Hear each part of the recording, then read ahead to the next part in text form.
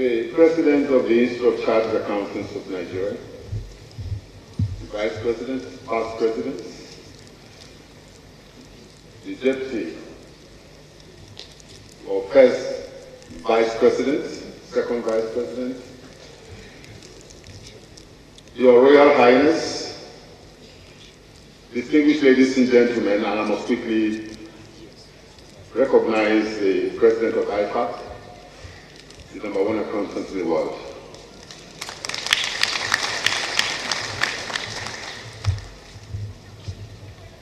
For 47 times, and now for 48th time, chartered accountants have gathered together to hold an annual conference. The question is it becoming a routine? The theme this year was a beautiful one, but it became more beautiful from the experience I had yesterday at the Murtala Mohammed Airport, MM1, Arik. As I walked and started walking towards the checking-in counter, a group of young men suddenly broke out and started singing the national anthem. This was about 3:45 in the afternoon. To my surprise, everybody, including me, froze and stood. All the people on checking-in counters, the cleaners, the workers, the security people, everybody stood up and sang the national anthem spontaneously. And at the end of it, everybody in that big hall clapped and cheered for this country.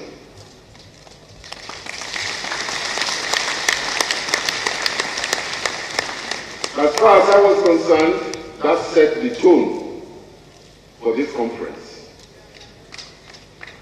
I am very impressed by the fact that the common Nigerian, the cleaner, he lives in this country. How about we, who are more privileged? The fact that you're a chartered accountant makes you one of that 1% of Nigerians who own over 70% of the wealth of the nation. Ladies and gentlemen, if we lose confidence in our country, what does that cleaner do?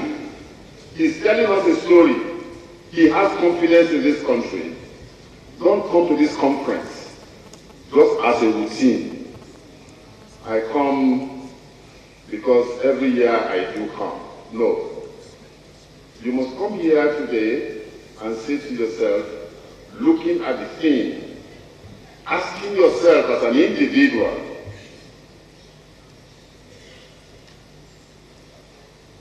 securing our shared value.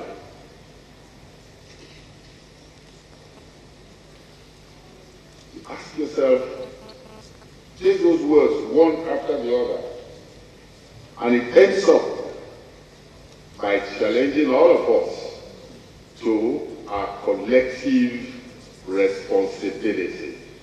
Ladies and gentlemen, before I call on these great people to come to speak to us, we need to speak to ourselves first, so we see whatever they are delivering to us within that context. So we shall all say it together. Securing our shared future. And now, believe in what you're going to say next, a collective responsibility. On that note, I call on one of the greatest Nigerians, one of the greatest entrepreneurs in Nigeria, Mr. Jim Ovia, who is the ultimate in entrepreneurship, to now take the podium. Thank you.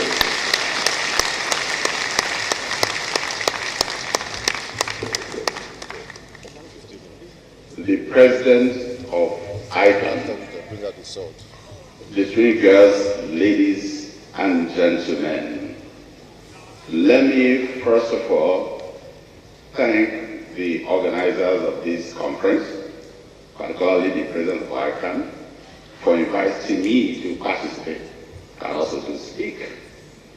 And I also want to thank my friend, Emmanuel Ejiwere.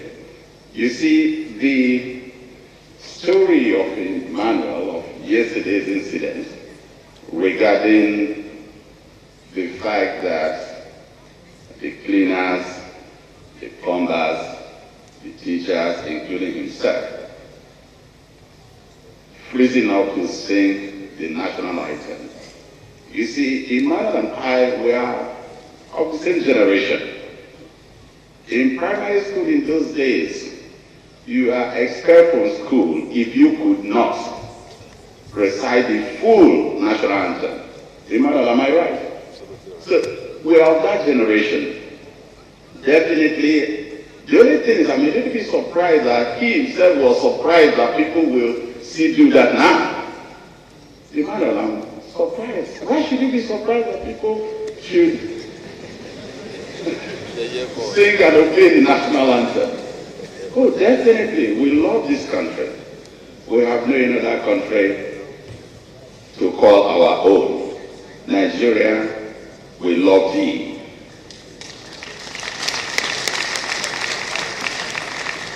Now, chartered accountants. I will start by saying that I probably is the single largest chartered accountants in Nigeria. The single largest. Over 666 persons as at 2016-2017. But more recently, ICAN themselves, IFRS, thought that they should do better job in collecting taxes. So we were able to release some of our staff to them. So I think the record probably shows us FRS possibly has maybe slightly more. But we are an organism, we are growing organically, we need to hire more. So for some of those chartered accountants, I saw a lot of them queuing up to get in. I believe they are all chartered accountants or accountants students. Know ye that you have job available for you.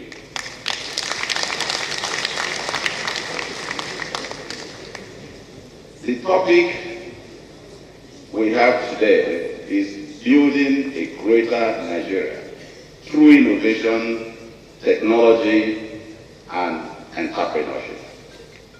Definitely, we all live in a world or an economy of information age. We live in an era of information age. There's no way, you can't run away from it. You have to deploy technology to do your businesses more efficiently and more effectively. There are no other two ways about it.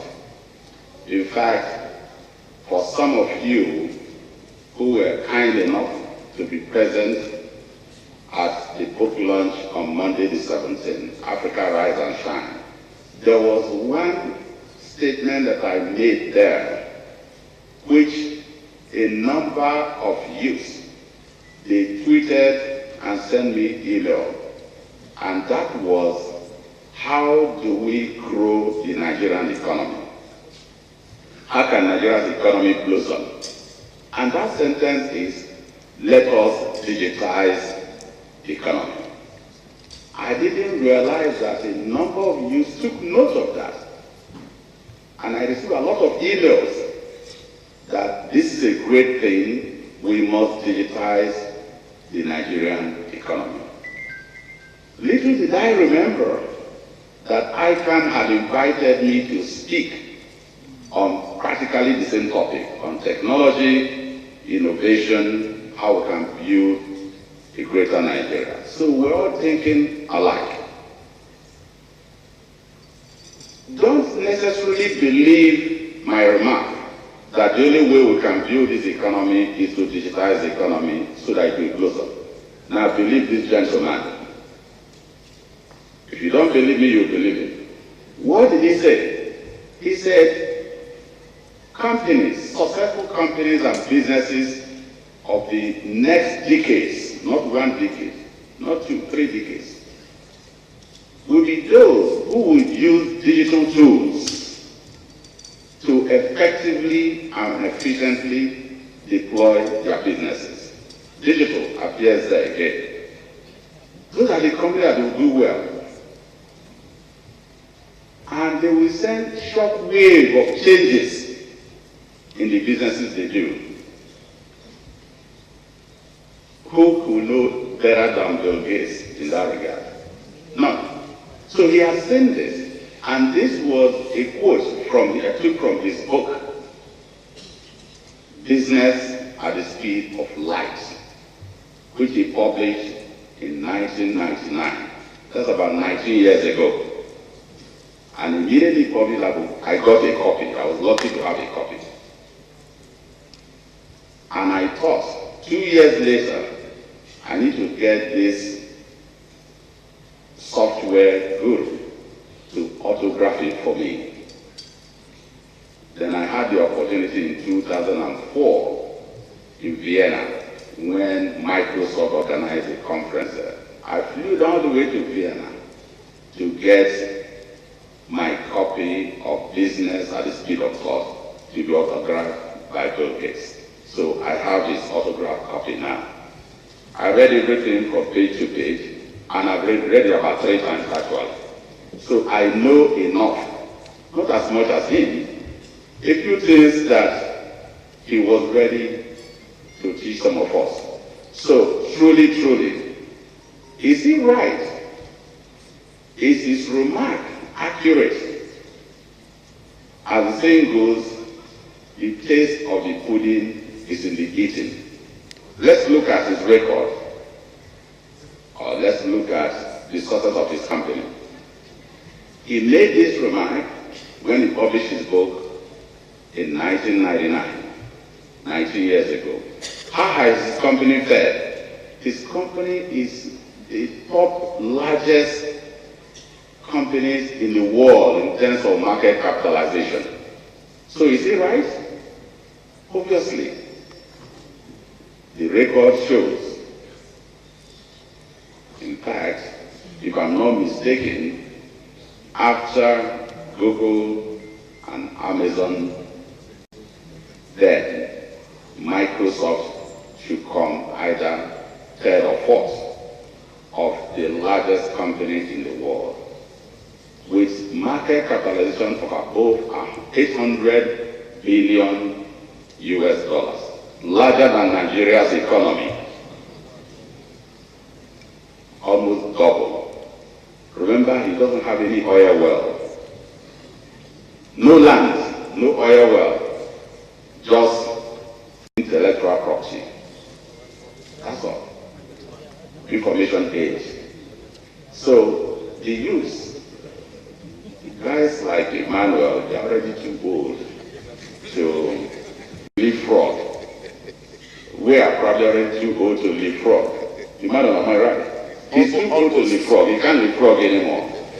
So the youth, many of them out there, some outside, are the ones we're encouraging and challenging to leapfrog into the digital age,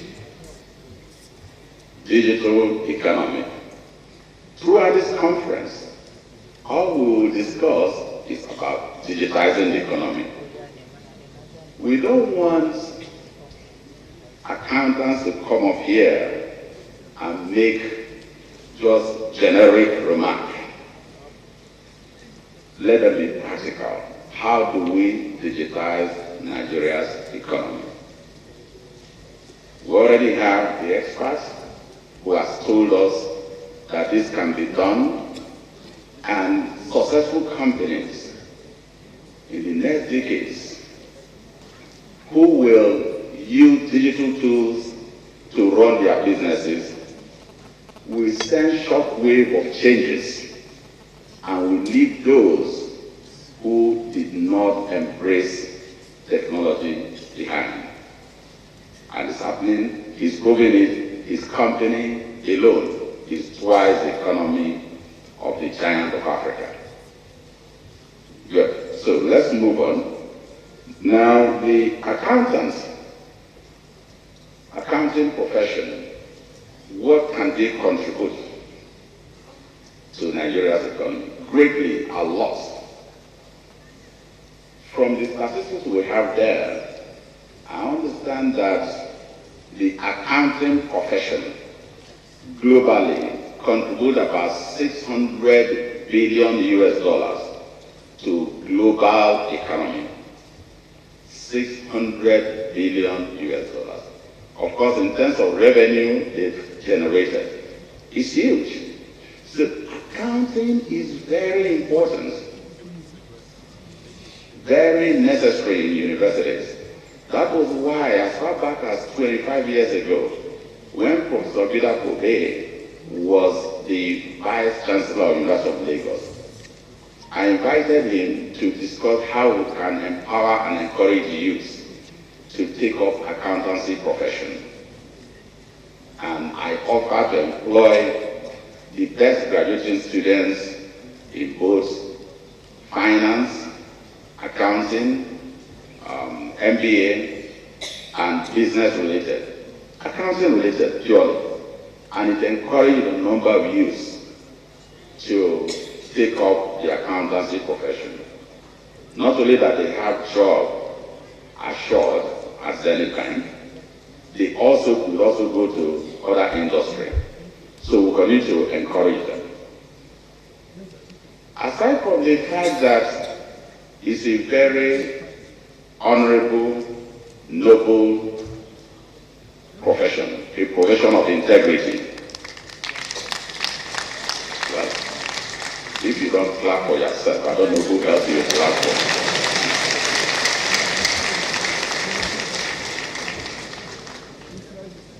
Nigeria is supported by ICAN body to have very strong regulatory accountancy bodies, very strong. And all of our audit firms are professional in the way they go about auditing various companies. Yeah, if the figure is right, 45,000 professional accountants in Nigeria today. I don't know whether the number has changed. If it hasn't, that is the figure we have. And this number, we are responsible for employing a significant proportion of them. Let's look at the demographics, Nigeria particularly. We know the population of Nigeria, we hear about 200 million, 190, 200 million. Wherever it is, it's still the largest in Africa. And one of the largest in the world. Probably the 7th largest in the world. So it's a huge population. If you look at the youth in Nigeria, out of the 200 million, youth are responsible for about 65 million. So these are the target group that we need to encourage, we need to mentor, we need to inspire, and we need to teach how they can help digitize the economy, because they are all capable of becoming chartered accountants. The most interesting thing about the population of the youth in Nigeria is larger than almost the population of any European country, with the exception of Russia, Eastern Europe, with the exception also of Germany.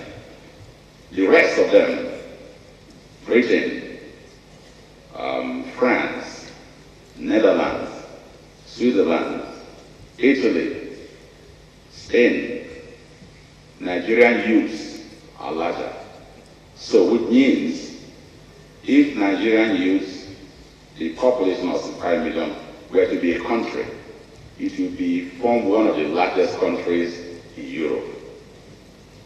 These are young people who are capable, who are able, who have good education that can take on the world. That's why many Nigerian youths are now doing so well in terms of the area of writing codes, developing apps for mobile banking, mobile payment system, and quite a number of very interesting, futuristic apps that they are coming with.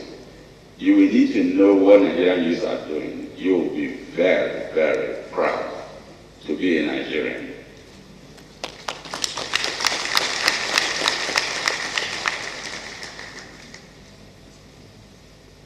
Then demographics again. After we had, I will now break it down to male, female population. You can see the females are also doing exceedingly very well. Gone where they pass. Yeah, the madam there is clapping. Okay, now the females, we have quite a lot of female chartered accountants now, and they are doing exceedingly well.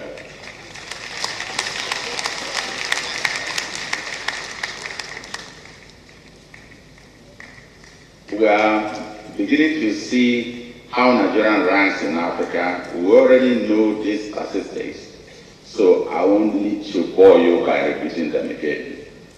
We move on, being the largest economy, the largest country in terms of population. We now know the youth, Nigerian youths are larger than any country in Europe except Russia and Germany. Now, demographics again. If we're looking at the future, there's some expectation if we go by the growth rates, the birth growth rate and death rates for Nigeria. In 2050, it's estimated that Nigeria will be larger than almost all European countries, including even Russia and also Germany. Is that good or bad? It depends on how you look at it. If the same youth can be empowered, can be equipped, can be well educated, and they all become not necessarily chartered accountants, I also want them to be writing lots of code, to develop a lot of apps, technology driven, then we will be able to take on the entire Europe. There's no doubt in my mind. That is positive. But if, despite the population explosion by 2050, and our youths are not empowered, are not encouraged, are not mentored to develop themselves, it's going to be a challenge. It's going to be a problem. So it depends on how you look at it, whether the cup is half full or half empty. I like to be on the positive side. It's half full. Now, information technology gives Zenith Bank the ability to deploy various products and services that we did over the years that have put us. I was overhearing the introduction of myself regarding Zenith being the largest bank in West Africa. That's what made us grow to that extent. So technology is important. If we could really imagine many other companies in Nigeria, from the time we started 28 years ago, we're able to deploy the same kind of technology and grow their various businesses, either it's in manufacturing, services, financial services, and so on and so forth, and attain the same kind of growth in their various states. Nigeria's GDP today will be talking over $1 trillion US. There's no doubt about that. So embracing technology is very important. Technology, innovation, and entrepreneurship. It's very interesting to note that the top 10 companies in the world in terms of market capitalization, with the exception of just only two of them, with Berkshire Hathaway and JP Morgan, Johnson & Johnson. Only those three companies are not technologically driven. The rest are Apple, Amazon, Microsoft, Alphabet, Facebook, Alibaba, Tencent. They are all technology driven. They are the top 10 largest companies by market cap. And it's amazing why our youth needs to embrace this. They know. That's why you won't be surprised that a number of our youth, they leave the shores of this great country. They go to either Europe, particularly the United States, to go and join the digital age. We do hope that many of them will also come back and start developing those technologies for us and to employ more people in our land. Technology, innovation, and entrepreneurship. In Nigeria, the following banks have used technology to grow their businesses aggressively. And you can understand, I picked them in order of ranking of. Okay, good. So you can only see that 1, 2, 3, 4, 5. But others are also doing equally well. It's just that these 5 are in a different league of their own. It's not me saying that that's what Central Bank says. I took this from the website of Central Bank of, if you say financially very, very necessary. You know, it's like too big to fail, if you will. I'm not making advert for anyone, because these are facts that have to be stated sometimes. Now, which are companies that use digital tools a lot? They don't have brick and mortars. They don't have physical buildings really where they sell their businesses and products. They're all online. I'm sure you heard about Jumia. Jumia comes before Konga in terms of volume of revenue sales. Iroko TV, Paystack, Flutterwave, Tima. Now, these are come up. Companies like Paystack, Flutterwave, and Tima, they are digital companies, mobile payments companies, and these are young boys, if you will.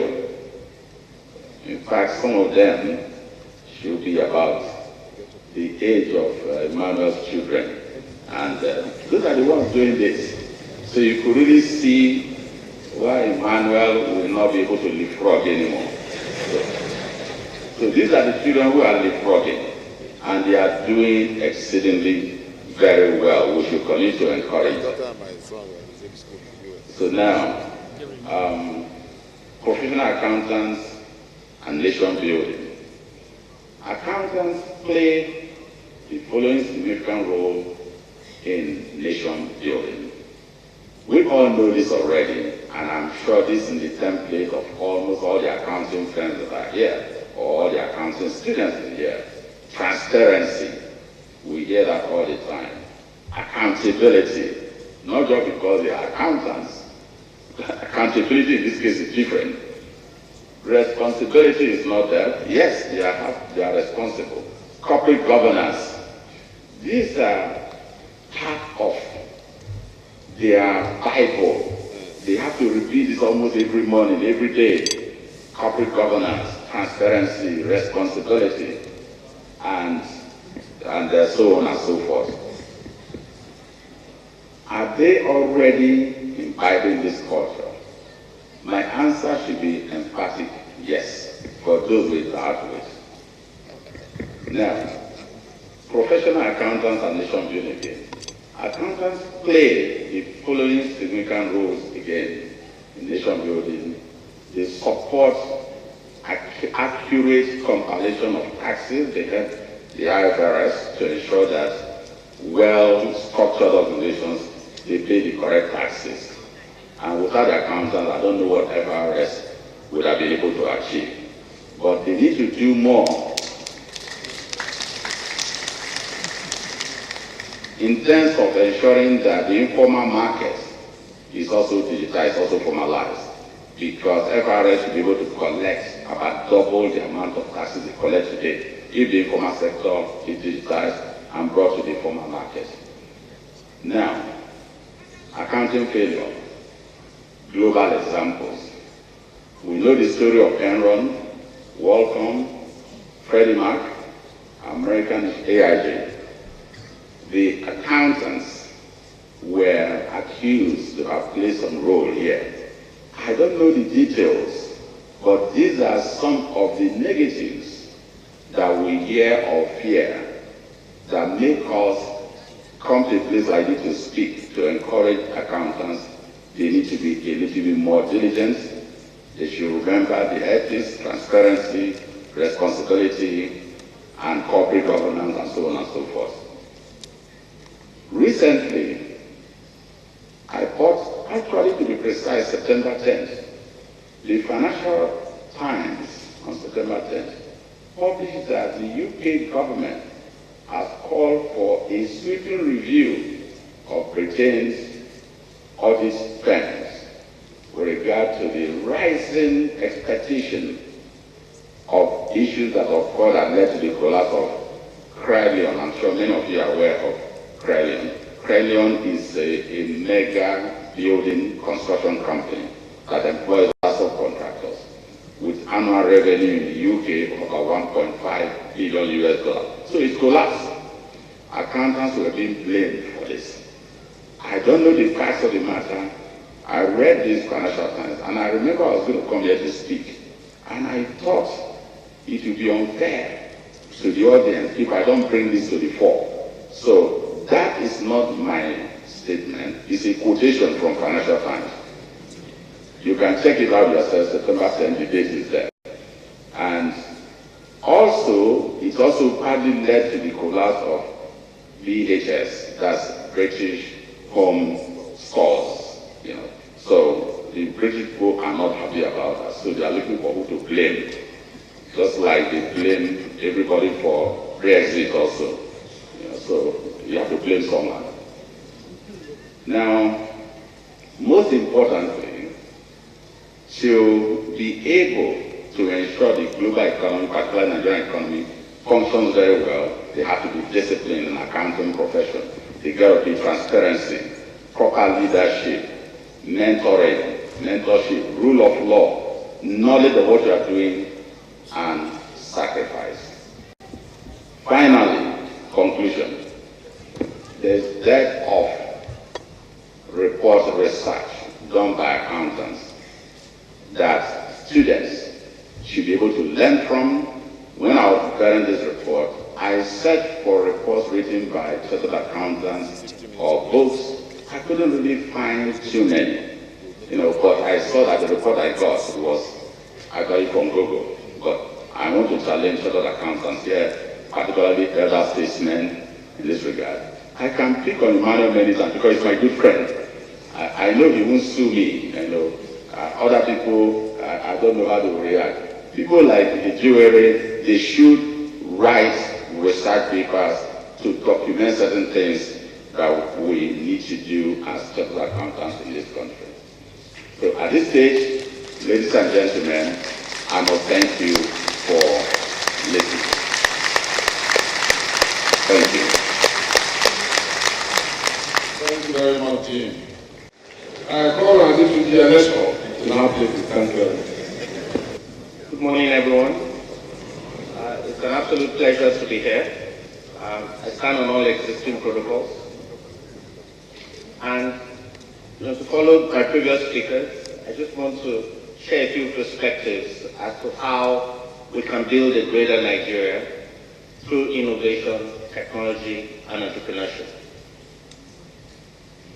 So I thought it was important to perhaps share a bit background of myself and why it's almost ironic that I'm here making this presentation to the body of chartered accountants.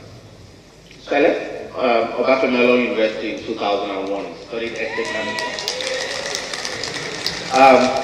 And immediately I got into EY.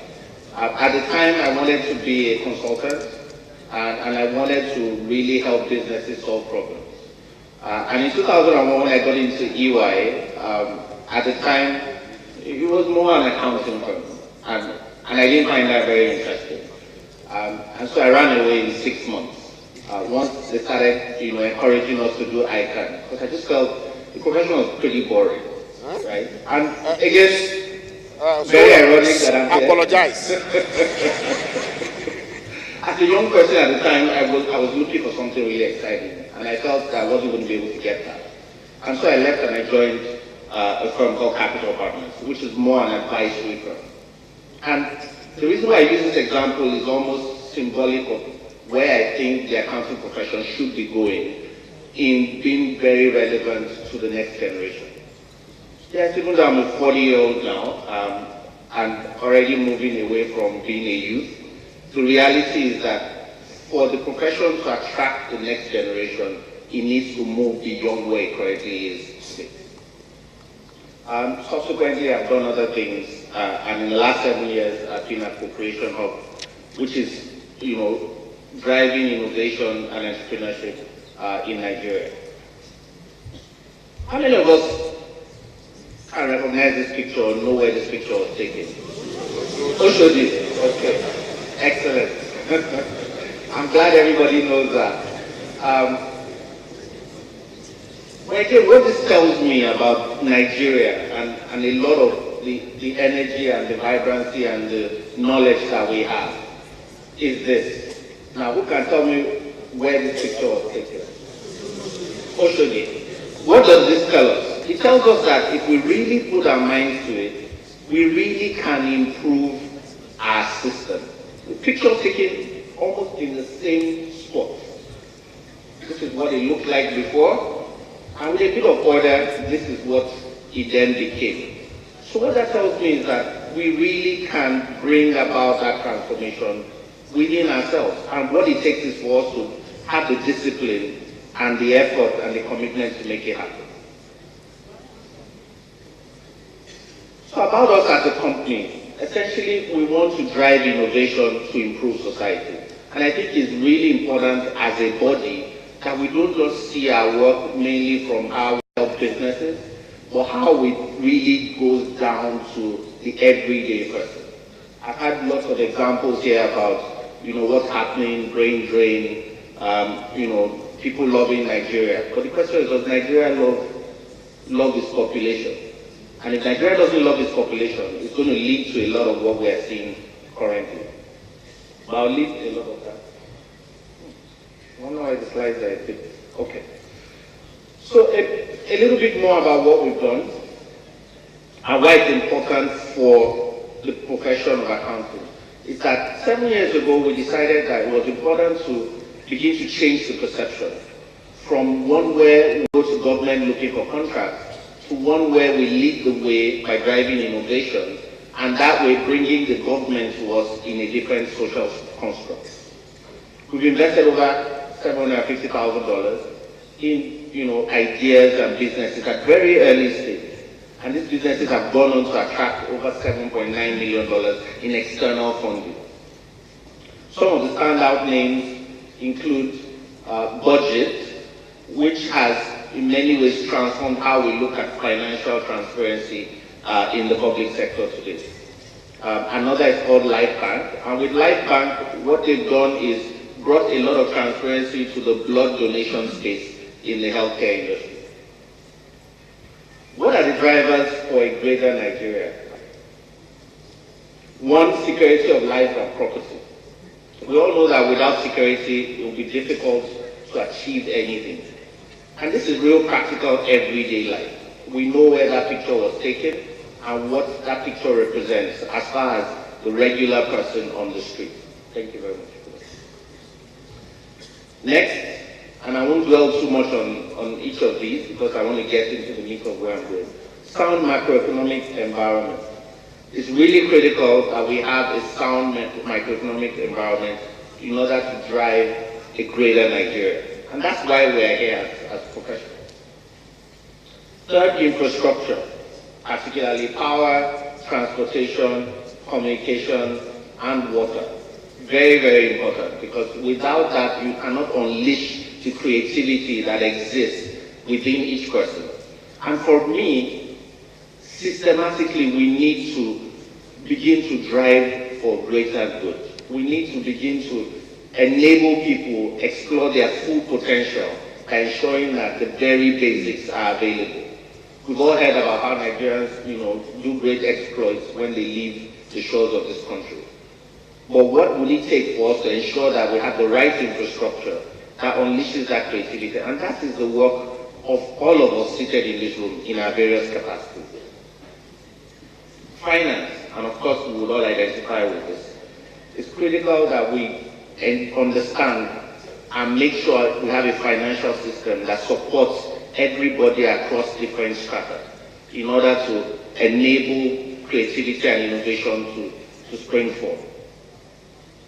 Then, efficient institutions, enforcement of contracts. As we all know, without contract enforcement, we really do not have anything. We might as well go back to the Wild West. So contract enforcement and ensuring that business relationships can work is very, very important. Property rights. How do people own property? How do people transact in property? Very, very important for building and driving a greater Nigeria. And the reason I'm using these examples are because for us as a profession, we need to start to look beyond our immediate constituents, which is more often than not the businesses that we support and advise. Next, fight against corruption. Yes, fight against corruption. Value for money spending. A few of the earlier speakers have also talked about this. But we all have a role to play in this space, and we all have to almost hold ourselves accountable to the role that we have played in entrenching corruption, for want of a better word. Finally, human capital. Mr. Lebisa has talked about Singapore, talked about how human capital is critical, but that picture just tells you very starkly the realities of what we face today across the country. Leave out Lagos, perhaps leave out Abuja, but those are not representative of the entire country. But this is the reality of this country. And how are we going to be able to drive for a greater Nigeria when the majority of our kids are learning in scenarios like this? And it's up to all of us in here, as individuals, as a body, to champion human capital, education, healthcare, ICT.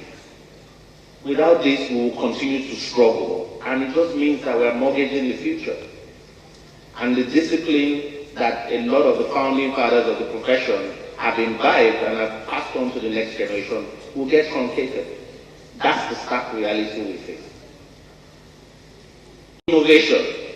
Thankfully, Mr. Ovie has mentioned some of the companies here: Paystar, Flutterwave, Lydia, Reedy. These are some companies that young men and women of Nigeria, on their own, build digital businesses that are doing pretty well in Nigeria today.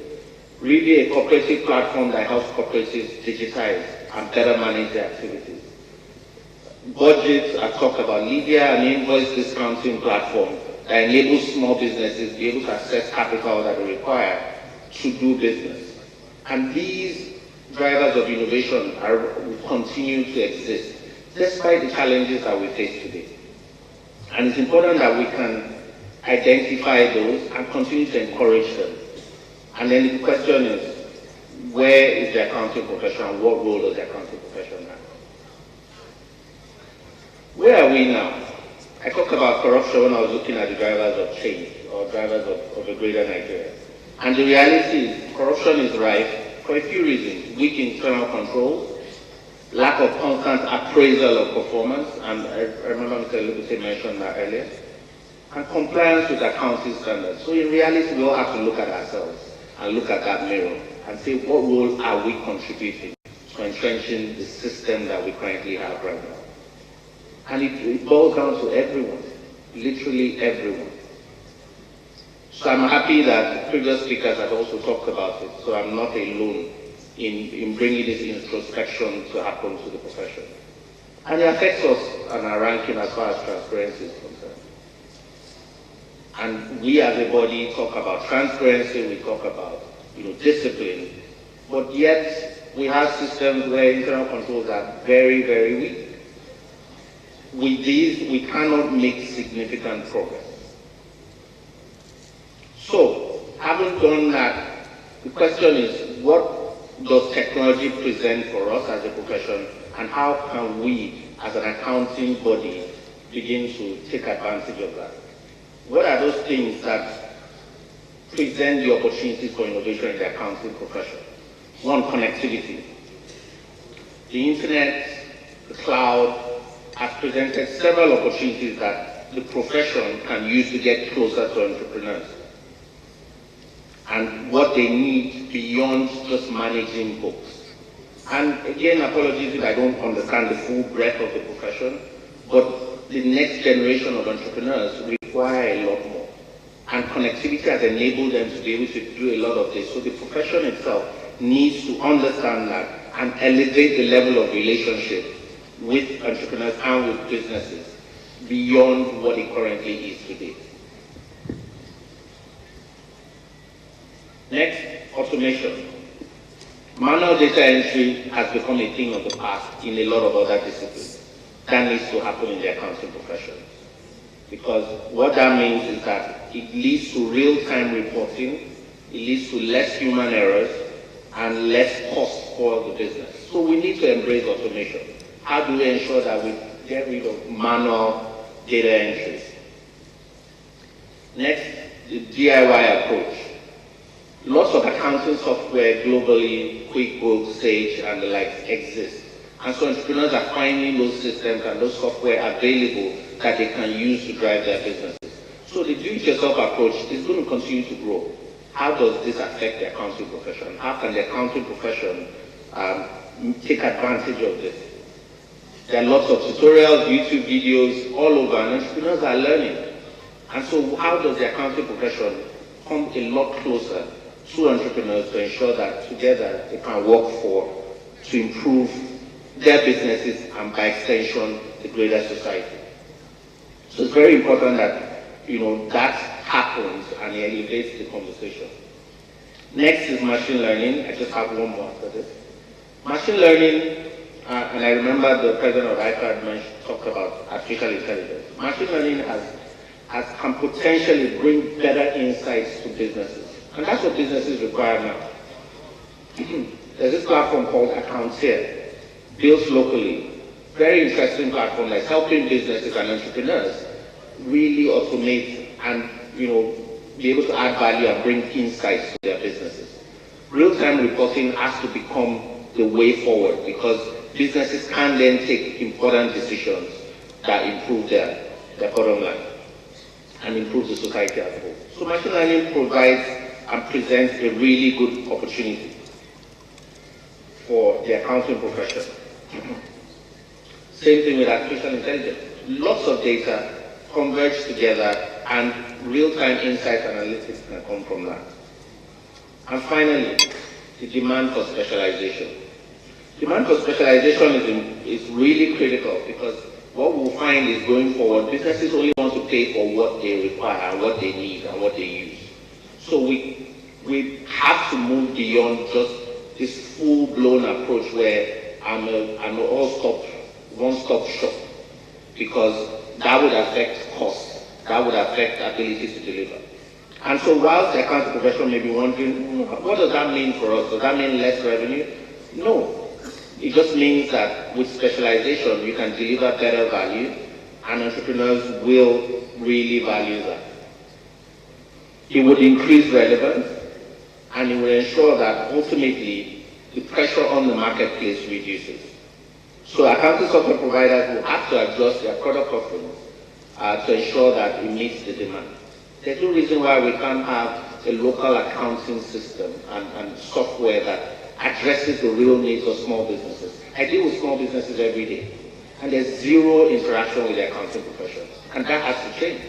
I've dealt with thousands. And even when you tell them, oh, you need to have audited books, you need to do this, they're like, how is that important for me? But of course, when they need to raise venture capital, then it becomes an issue.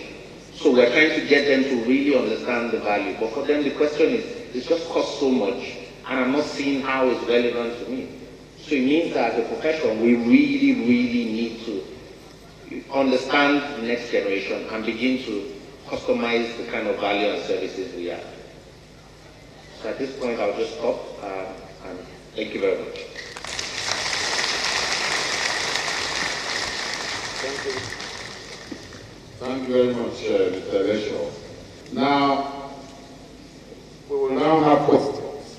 Who are those who want to ask questions? Raise up your hands or stand up. Yes.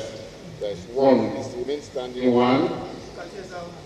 Two. I'm giving you numbers. The gentleman here. Now, those who have put up their hands and have been given this condition thereafter can decide not to stand up anymore. All right. So please now, carry on. Thank you very much. My name is Isilola 2903, a council member. Mine is an advice. Please permit me. Number one advice. We've been told there is no future for an accountant to alive.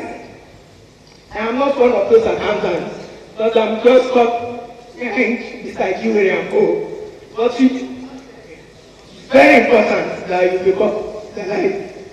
My number two advice is I want to thank Ole and his group for the good job they are doing for ICAN, because the others are charging and they are giving so much free of charge. If the Big Four, this is an example, let us have it free of charge for our members. Having said that, number three, please, in sending your staff APMG, please make to sign. Otherwise, as soon as they are coming back, they are leaving. Thank you very much. I want to say, head of an accountant, that is the senior manager, KPMG Chicago. Thank you. My name is Muyiwa Oteja, membership number 1950. My first question is that, talking about corruption, is Nigeria's problem corruption or prebendalism? Number two question is that in providing solutions for our problem, we had not taken into account that Nigeria is a social environment. In every social environment, you have the social economic, you have the social political, and you have the social cultural. In the times where some of these ideas work, it is the social economic that is leading the social political. In Nigeria, it is the social political that is leading the social economic. And until the social economic, rather than going to join the political, overtake the social political, some of these things may not work. Thank you. My name is Mohammed Boppa, membership number 32118. My question is to the last speaker. While you are trying to solve entrepreneurs, there's a problem that is general now to everybody. My question is whether you have technological solution to kidnapping for ransom. My name is Jani Ahmed Abidemi, membership number 43225. My first question goes to Mr. Jim. Mr. Jim, he spoke extensively on digitalizing the economy, which we all know very soon, in future, the whole economy will go to be digitalized. Now I want to ask, what will be the future of the less privileged if really the economy will be digitalized? And currently we understand, or we understood that there is a kind of gap between the poor and the rich. So will it be that once the economy is fully digitalized, there will be outright or complete elimination or complete recognition of the less privileged? So what can the less privileged do to transfer themselves into this economy that we are foreseeing. That's my first question other than Mr. GI. And the second will be an advice. Point of correction. Jim Obia. And my second question will be an advice to our institute, our local institute, that if really we understood that the economy will be digitalized, I want us to take it as a point of duty or responsibility, which I think we have a kind of deviated from.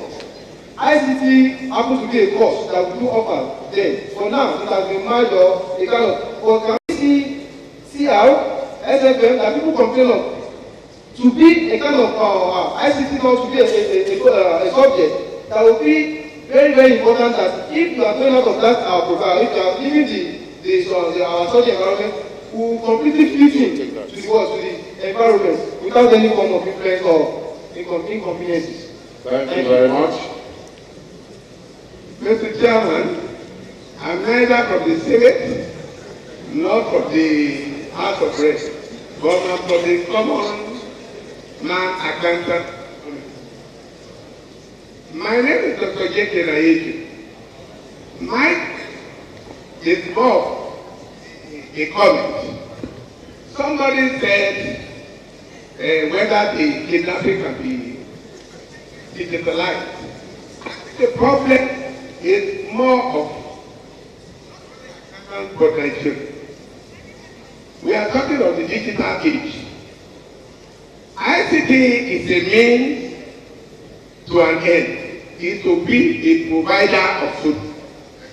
But I found out from my late interaction, many Nigerians problem rather than address the solution. As accountants, what is expected of us is not only to be looking at the problems of economy, but we must think deep in the to find solutions. And this is my recommendation to all. First, rather than looking at in its only form of the academia, address problems.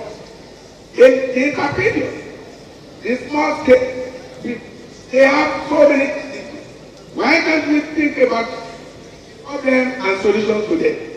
Kidnapping is a problem in ICT to provide a solution. Thank you so much. Thank you very much. I think on this note, I will ask the lead presenter and the discussants to give answers. We are coming up for the second round of questions and other questions.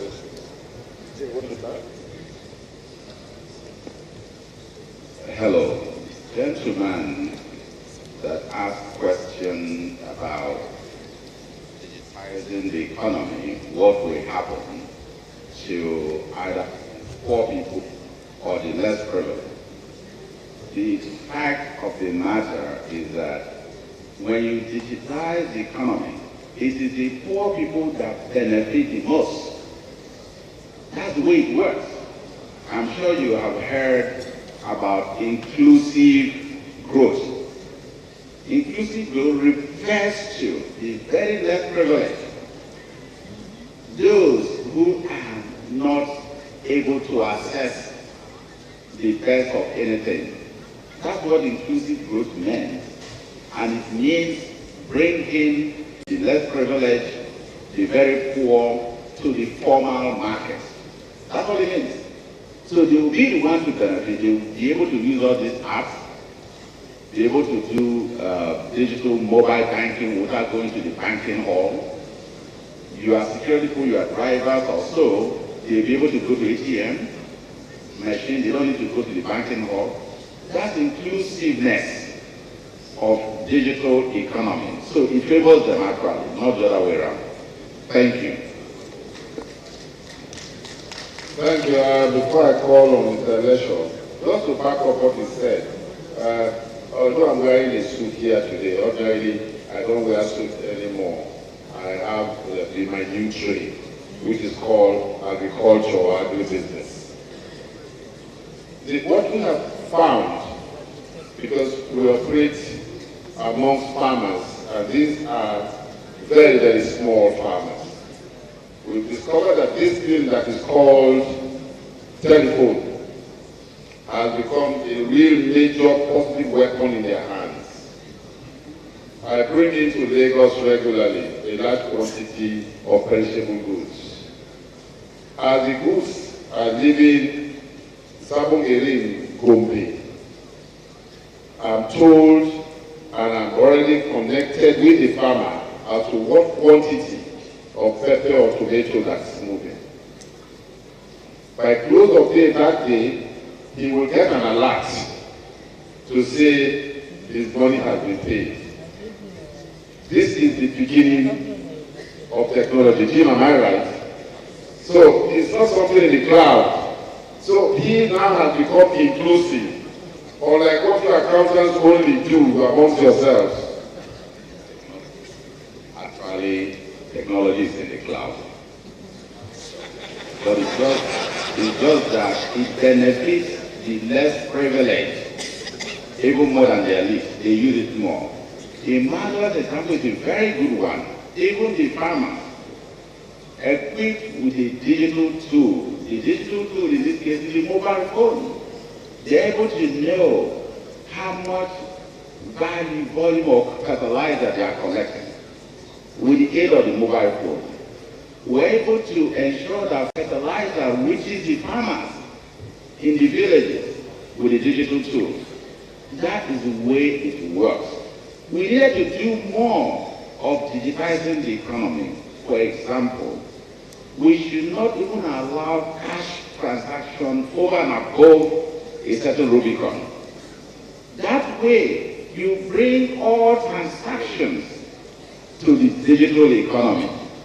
You'll be able to have reflect transactions done by who, transacted by who, and for what purpose. But now, significant proportion of the Nigerian economy is still in the informal market. We need to digitize them. Thank you. Thank you very much. Okay, thank you very much. I will address the topic on ICT as far as the institution is concerned. I've had a conversation with the gentleman at the corner while I was listening to the first set of panelists. And the conversation revolved around how much of learning are we as an institution, as individual members doing. And for me, I think that speaks to this question of ICT being a part of the curriculum. Yes, it should, definitely, because it shows that we're progressive and we're thinking of the future. But the reality is, as I mentioned in my presentation about the DIY approach, there's a lot of information already out there.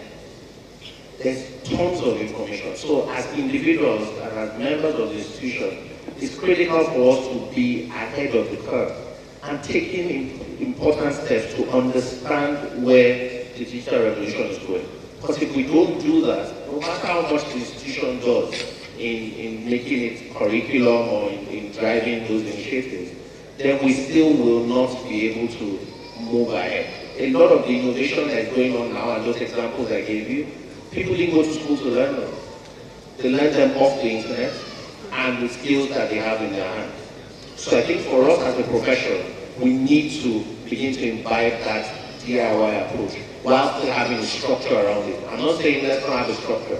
Please, let's do. But a lot of it rests on us as individuals. How much of technology are we ready to embrace, and how much of that knowledge are we seeking? Because it's all out there.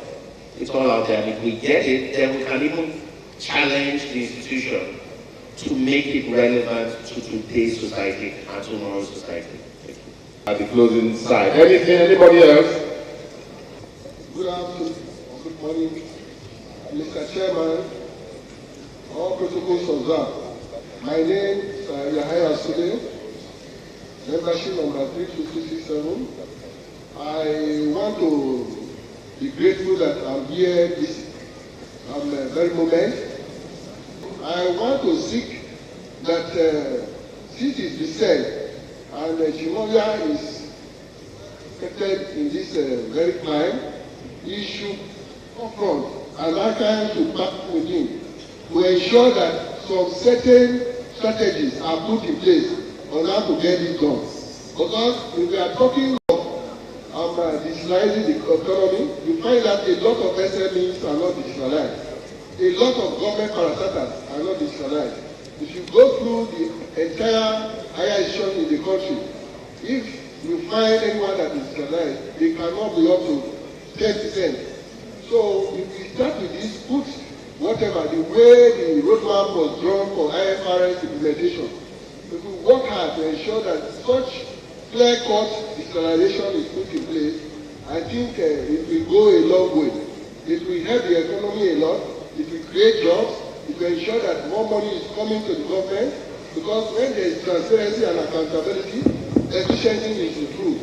Thank you very much. My name is Ogaluzo of the Nakatuku. One is when he was talking about what the accountants need to be able to provide the services required of them. He spoke about sacrifice. And I have a problem with that. I wouldn't know where the problem is coming from. Whether it's because of the way the employers treat the employees, and then because of that, the employees are not satisfied with their work and are not ready to make sacrifice, because maybe they are not seeing the company as part of what they have. Or whether it is just from the way the accountants are trained. So I want him to address this issue. Then again, we'll be talking about digitalizing. The cost of doing digital transactions is very high as it stands in Nigeria today. If you hear any bang in your phone, you are paying so much. If you want to use the internet to subscribe to data, you spend so much. And if this cost is so high like this, that the common man that we want to include, we are talking about inclusiveness, is not able to afford the cost. How do we go about digitalizing? So I want to ask him, as one of the big players, what do we do in order to reduce the cost of digital economy? As it stands now, is very, very high. Thank you. Thank you very much. My name is Eyoya Bapamle, membership number 31863. My question arises from the last speaker's comment. The role of accountant in nation building. What is the role of the accountant? And two critical issues were mentioned: corruption and that of security. I was in US when EFCC did their drama, the drama of molestation of someone who has not been convicted, because in Nigeria we believe in media judgment against the reality, as opposed to the reality. My question is, are we really ready to fight corruption in Nigeria? When it comes to corruption fight, it's not about party. There has to be a policy framework to fight corruption. Do we have a policy framework to fight corruption in Nigeria? My answer is no. Secondly, corruption has different indices. There has to be a legal aspect of it to justify the fight. A sweep has been taken against the judiciary and almost even the executive. But the reality is that Nigeria is not ready to fight corruption. We must be ready to sanitize ourselves and the role of the accountant.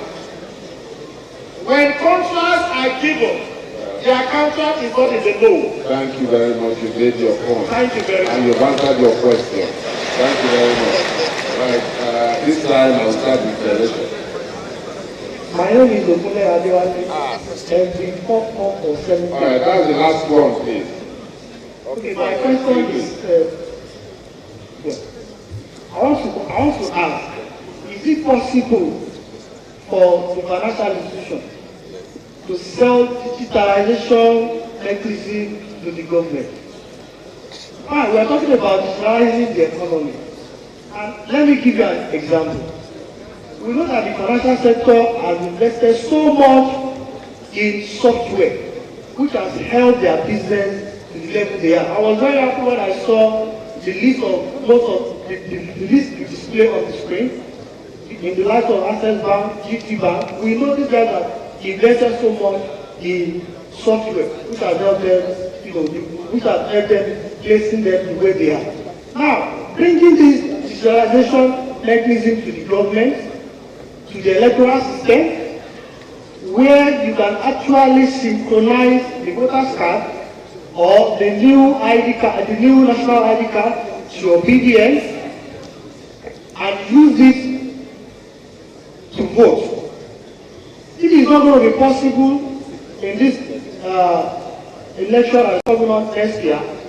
Is it possible for the financial to help the government to also digitalize the economy? Not taking it in the aspect of only the private sector alone, but to bring it to the government sector. That's my question. Thank you very much.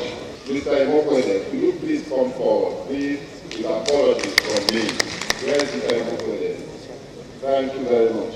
Sit next to Jim Obia. The check may come out of it. We apologize. Now, the questions, you answer the questions. Perhaps just something on the issue of corruption as the gentleman mentioned earlier.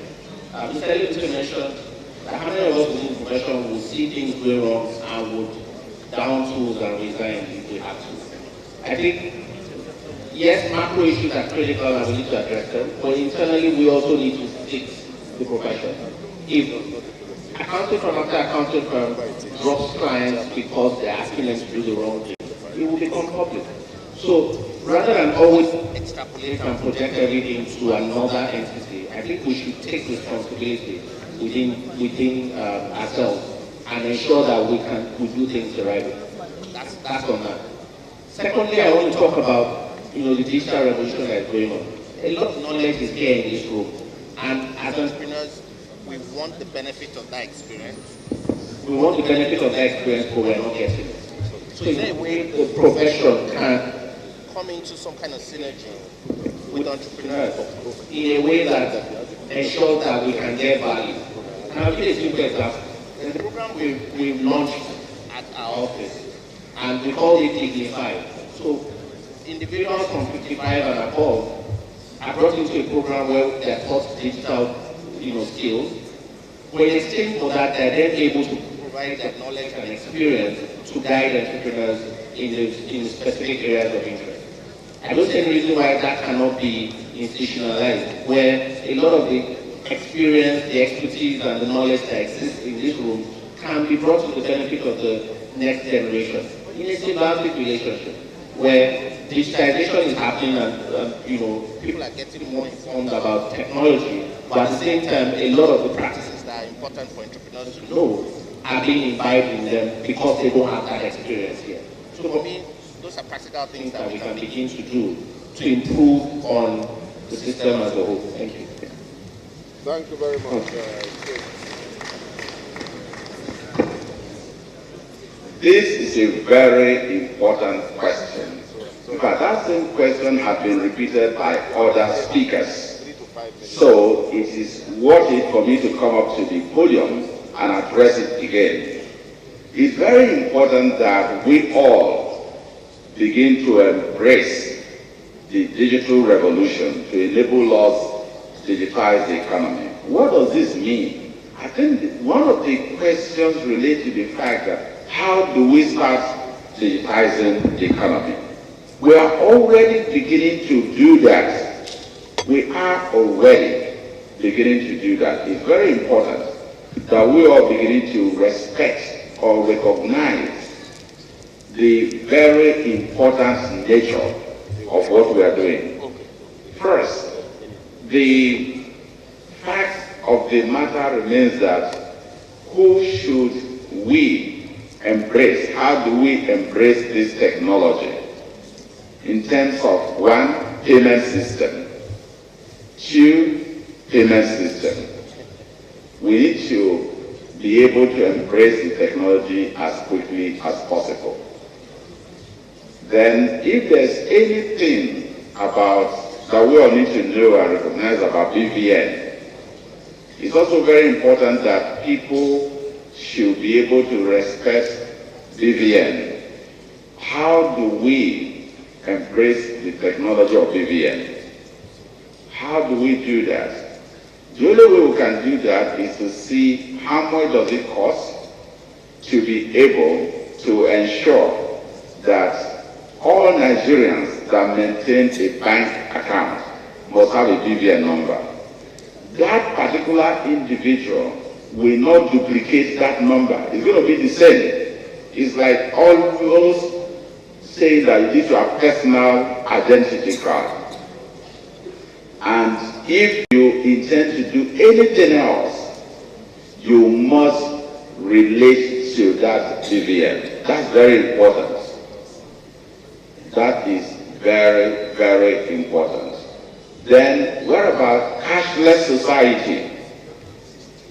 Cashless society that will enable each person to be able to transact businesses using a particular formula. Cashless society is also very important. How much of those transactions can we enable?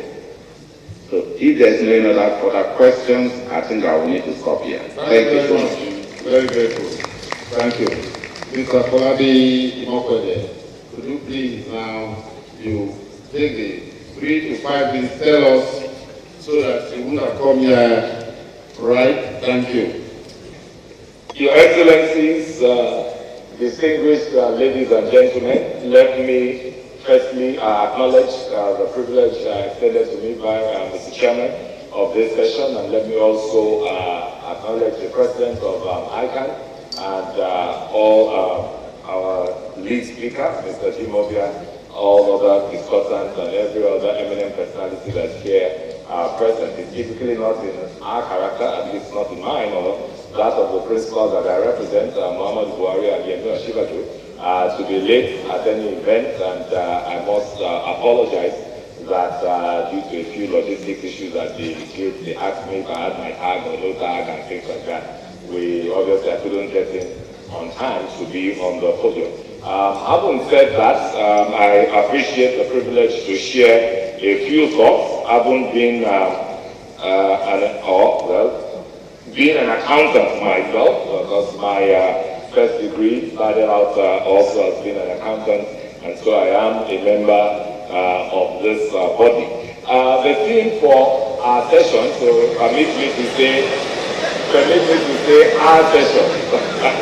So the theme for our session, don't mind them, continue, guys. Perhaps I should probably then also introduce myself. Afolabi Mokwede is the name. I'm the Senior Special Assistant to the President on Job Creation and Youth Employment. And the theme for our session, which speaks about innovation, technology, and entrepreneurship. Specifically, I like the fact that we talked about the future is shared.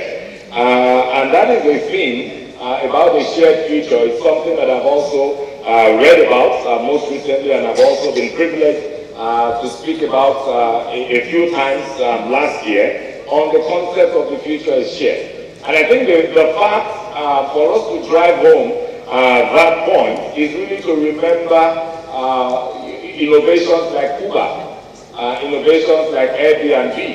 Now these really are innovative concepts that have begun to challenge our traditions.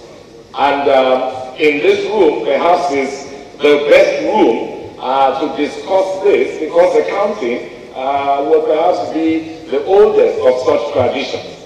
And so what it tells us is that if truly the future is shared, and if truly the concept of the future is shared hinges primarily on technology, then us as accountants must really begin to evolve to accept technology as something that is a mainstay, as something that if we do not adjust, will displace us in one way or the other.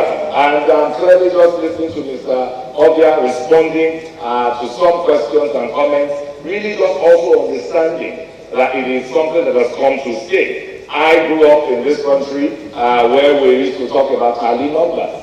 I'm sure we can all remember tally numbers, which was synonymous to our banking. I grew up also many years ago where our banking was such that you could not do anything without going to your specific branch, even within the same bank. Now, I will also remember the advent of the likes of Mr. Jimobia, Folajiola and Co.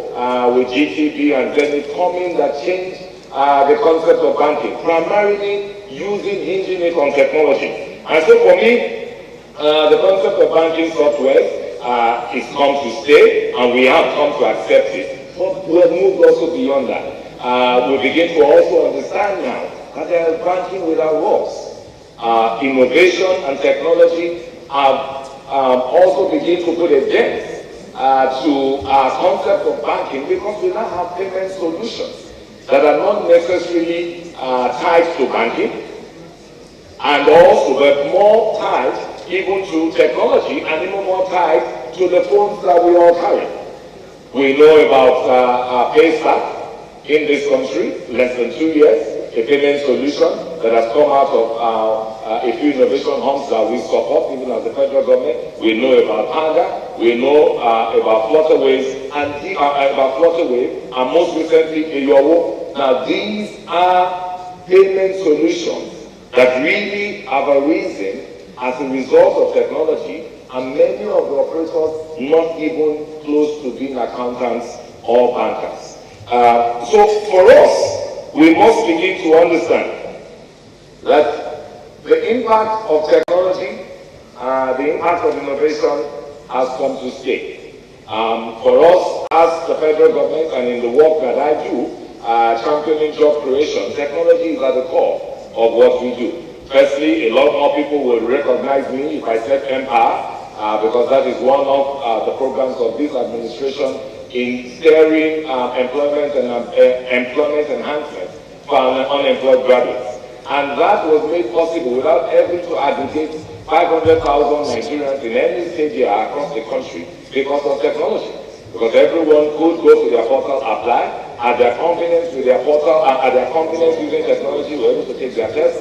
And we had our pre-selection using technology, and we deployed them across country and continue to pay them because of the revolution of BVN that enables us to verify that payment meant for Afolabi goes to Afolabi without a third party. That is what we've been able to use technology to do. This is aside from the innovation hubs that we support across country. His Excellency, Mr. Vice President, could not be here today because he's in Enugu. And one of his assignments in Enugu is to visit our innovation hub, which actually champions the Southeast geopolitical zone. I couldn't be there as well because I also needed to be here. And so this is aside from the innovation hubs that we support across country. Indeed, the one that anchors our innovation hub in North Central, the Ventures platform, is also an early investor in PayStack that I mentioned earlier. And so I want to close by saying that we must really begin to rethink our profession, understanding that innovation becomes very key. Technology is the underpinning concept around it, and indeed that begins to define entrepreneurship. For us, the exit strategy for a lot of our graduates who have been in the Empower program is really to exit them a lot more to becoming payment agents and intrapreneurs of sorts, being mobile payment agents, because they all have a device. Each one of them have a device because part of the whole goal was to transform them to digital literate. And I dare say that we are raising an army of youthful digital literates. And with that device that they have in their hands, it is their connection to the global world. And a lot of them today are able to access economic opportunities that arise as a result of being mobile payment agents. for another part of our program, the conditional cash transfer that deals with the rural poor. A lot of them today are able to become data agents, data collection agents, enumeration for some of our school feeding projects, school feeding program, and other programs that development agencies that work in close collaboration with us do. That is the world that we're in. That is the future that we look to, and truly the future is here. Thank you, and God bless.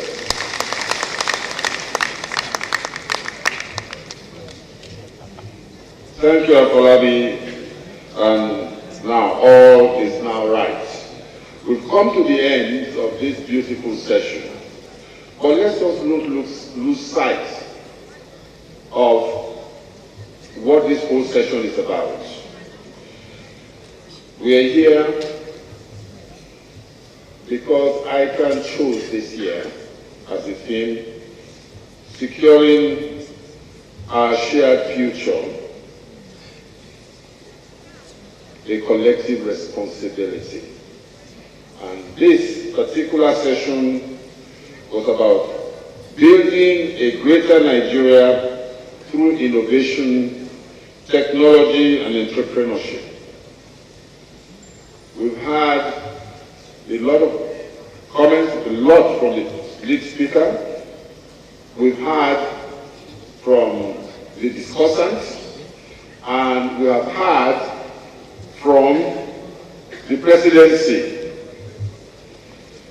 Ladies and gentlemen, we could just simply say to each other, well done, we've had a beautiful morning, we have laughed, we have smiled, we have had beautiful English being spoken. But the question is, what is the takeaway? Where do we go as an institute?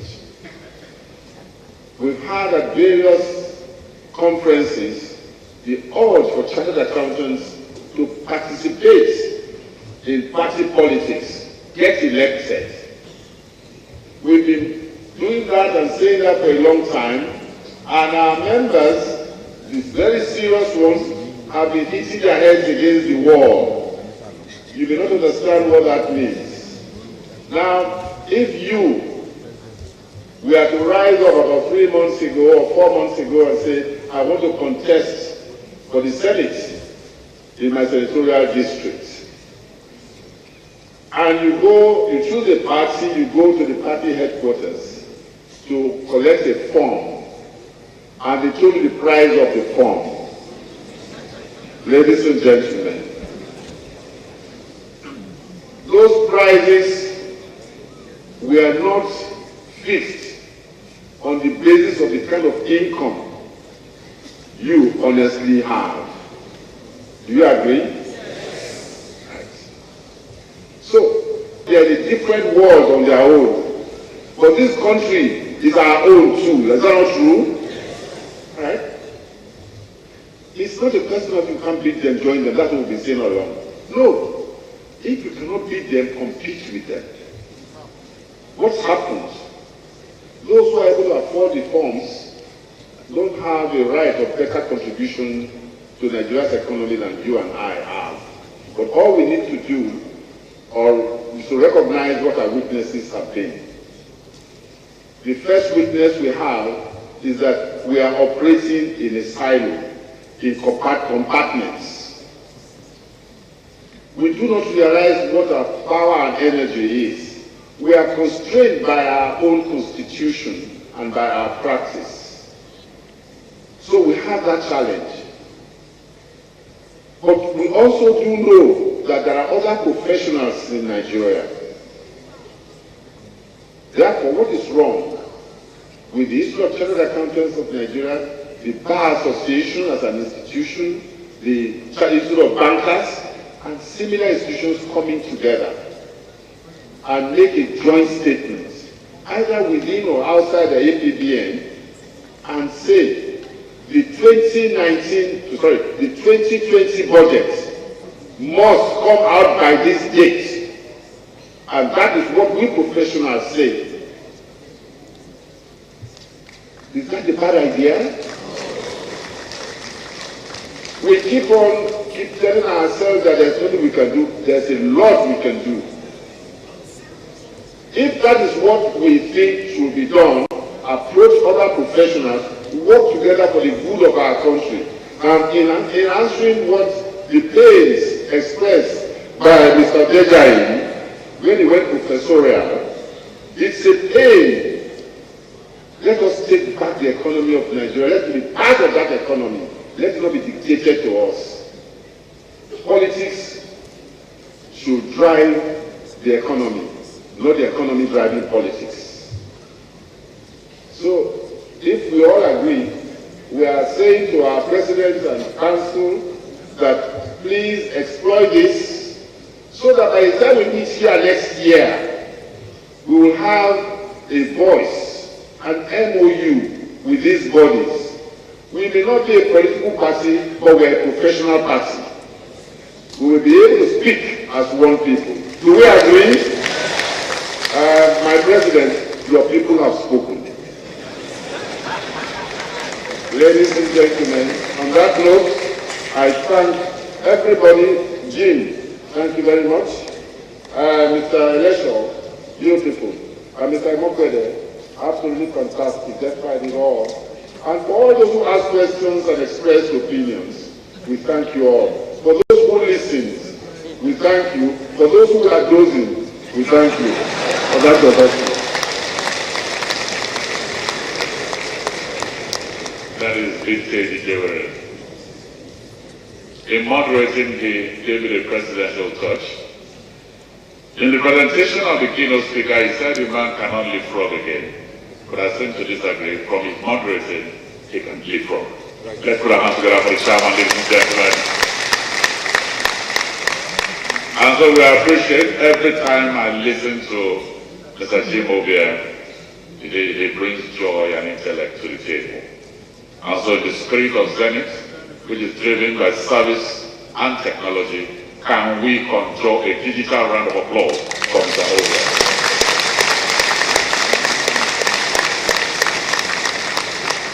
Mr. Lesho, we appreciate you. You say you are 40, but the round of applause we will get will be from the 40 millennials. And so let's generate a millennial round of applause for him. For Mr. Mokwede, so that we can tell the people that stopped you at the gate that you're a very important man. Let's make this applause double. Thank you very much. Let me invite the President, please, and the President of IPAC to please rise and join us up here for the group photograph.